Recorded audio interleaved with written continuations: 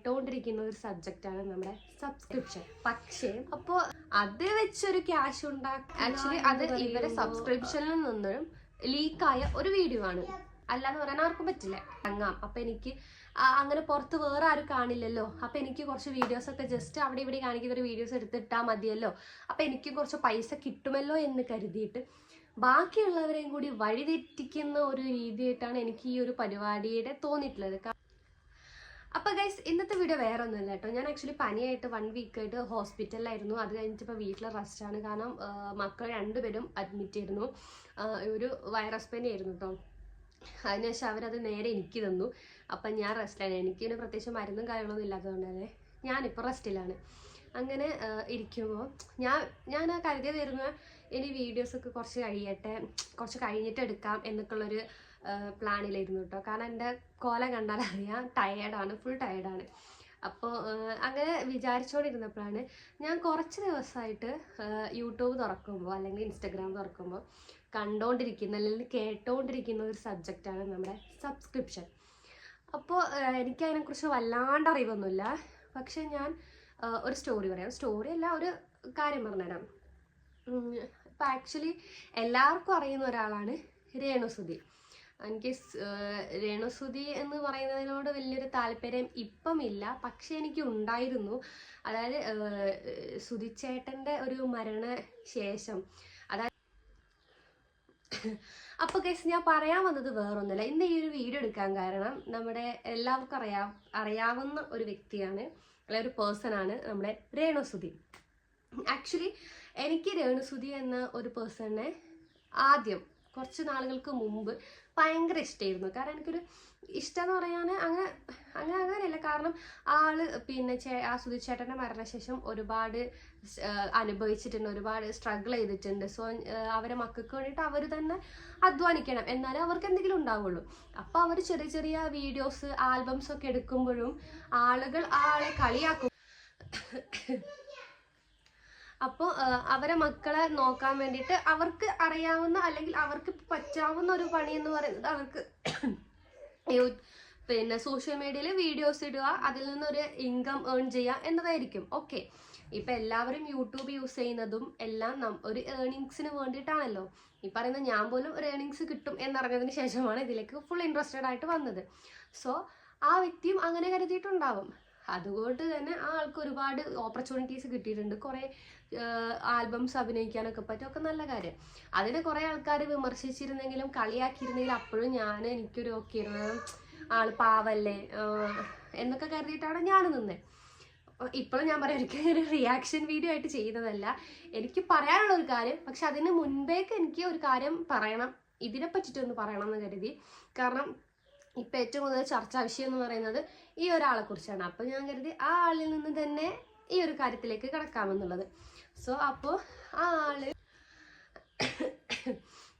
അങ്ങനെ ഇരിക്കുമ്പോൾ ആള് പല രീതിയിൽ ഓരോന്ന് ചെയ്യുന്നുണ്ടെങ്കിലും നമുക്ക് വലിയൊരു പ്രശ്നമായിട്ട് നമുക്കത് ഫീൽ ചെയ്തിട്ടില്ല. കാരണം അവർക്ക് ഇഷ്ടമുള്ളത് അവർ ചെയ്തോട്ടെ എന്നുള്ള രീതിയിലായിരുന്നു. പിന്നെ ആള് കുറച്ച് ഫെയിം ആയി തുടങ്ങിയതിന് ശേഷം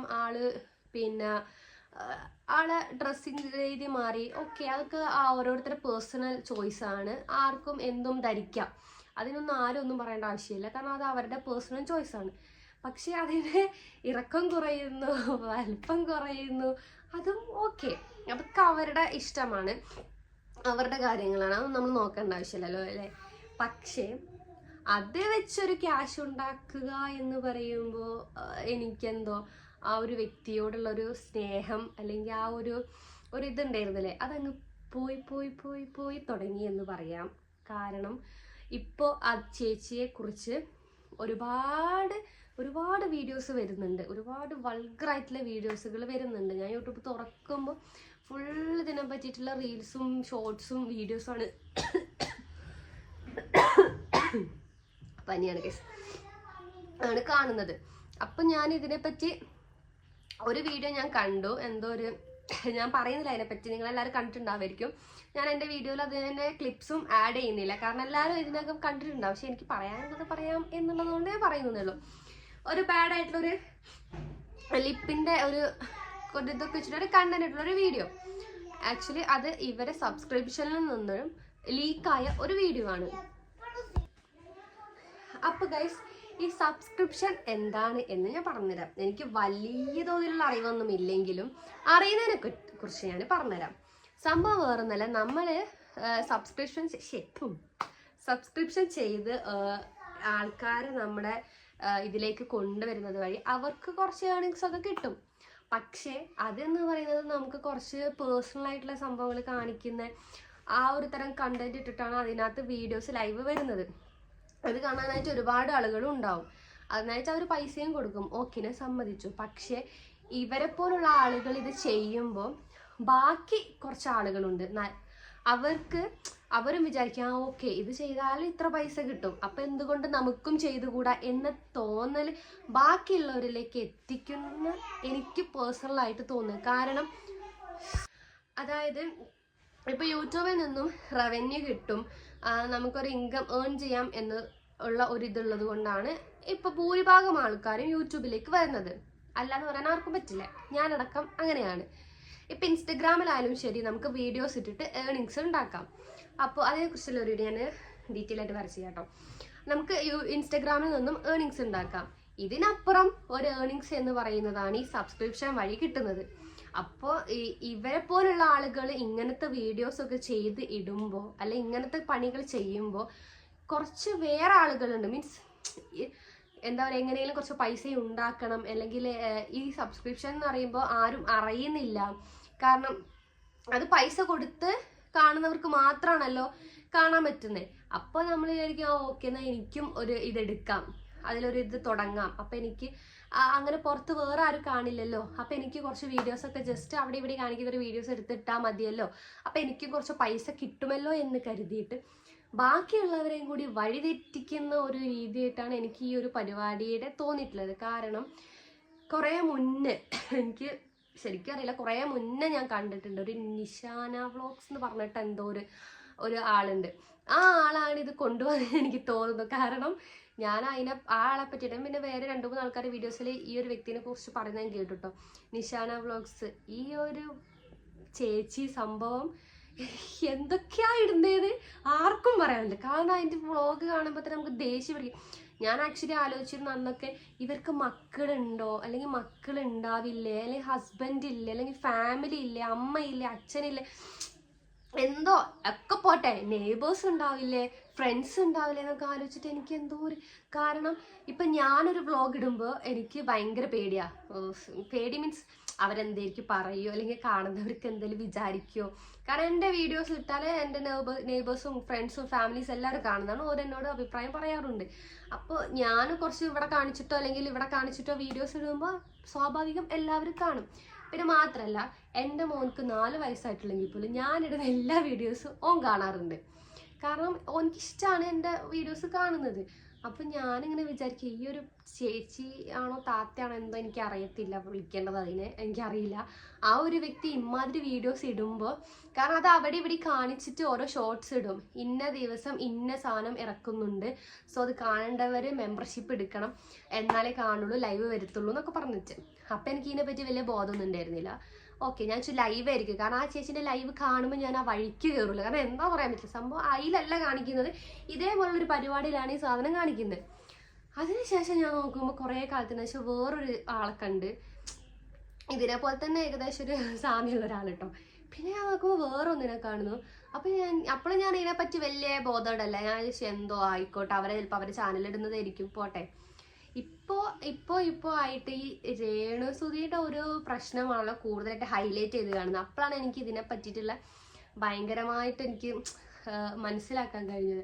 ആക്ച്വലി ഞാൻ പറയട്ടെ, ഇപ്പം നമ്മളൊരു വീഡിയോസ് ഇടുമ്പോൾ അത് എത്രയോ ആളുകൾ കാണുന്നുണ്ട്, പോട്ടെ, അവർ കാണുന്നത് പോട്ടെ, പക്ഷെ നമ്മളെ മക്കൾ കാണുന്നുണ്ടാവില്ലേ, അവർ എന്ത് വിചാരിക്കും എന്ന് കരുതിയിട്ടെങ്കിലും എന്തോ വേണ്ടല്ലേ, അവരെ പറഞ്ഞിട്ട് കാര്യമില്ലല്ലോ. കാരണം അവർക്ക് അവരിഷ്ടമാണ്. കാരണം അവരെ ഒരു വീഡിയോ എടുത്തിട്ട് ആരെങ്കിലും ഒന്ന് റിയാക്ഷൻ വീഡിയോ ചെയ്താൽ പോലും അതിന് മറുപടി ആയിട്ട് അവരിൽ ഒരു മറുപടി ഉണ്ട്.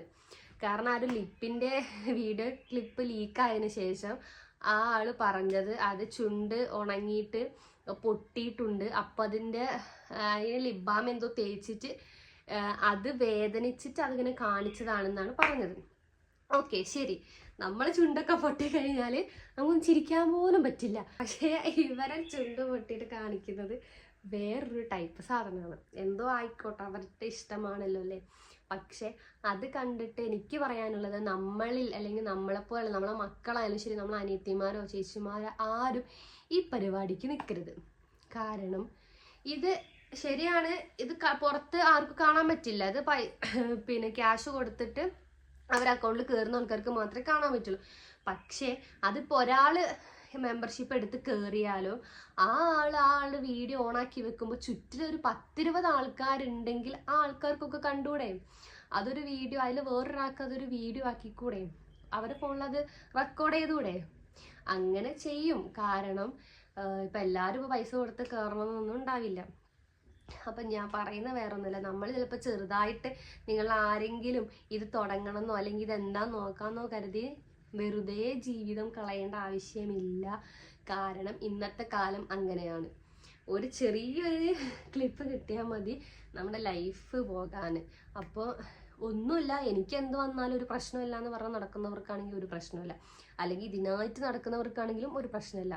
പക്ഷേ അങ്ങനെ അല്ലാത്ത കുറച്ച് ആളുകളുണ്ട്, ചിലപ്പോൾ അവർക്ക് ഇതിനെപ്പറ്റി അറിയത്തില്ല, ഇതെന്താണെന്നൊന്നും അറിയത്തില്ല. അപ്പോൾ അവർ വിചാരിക്കുന്നുണ്ടാവും വെറുതെ എനിക്കൊന്ന് ട്രൈ ചെയ്ത് നോക്കിയാലോ, കുറച്ച് എമൗണ്ട് കിട്ടുമല്ലോ, വലുതായിട്ടൊന്നും കാണിക്കേണ്ട, ജസ്റ്റ് മുഖം ഒന്ന് ഇങ്ങനെ കാണിക്കാം അല്ലെങ്കിൽ കൈ ഒന്ന് കാണിക്കാം, വെറുതെ ഒരു വീഡിയോ എടുത്തിടാം എന്നൊക്കെ വിചാരിച്ചിട്ട് തുടങ്ങണം എന്ന് വിചാരിക്കുന്നവരോടാണ് ഞാൻ പറയുന്നത്, വെറുതെ പോയി ചാടരുത്.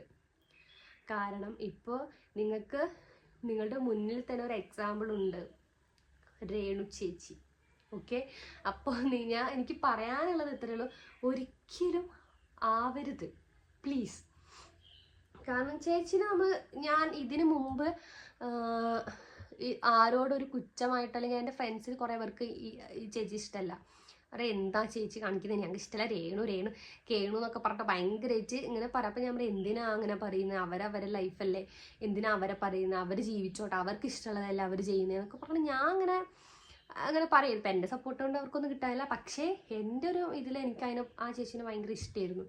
കാരണം ഹസ്ബൻഡ് മരിച്ചതിന് ശേഷം ഭയങ്കര സ്ട്രഗിൾ ചെയ്ത് മക്കളെ നോക്കണം, എല്ലാം ചേച്ചി ഒറ്റയ്ക്ക് ചെയ്യണം.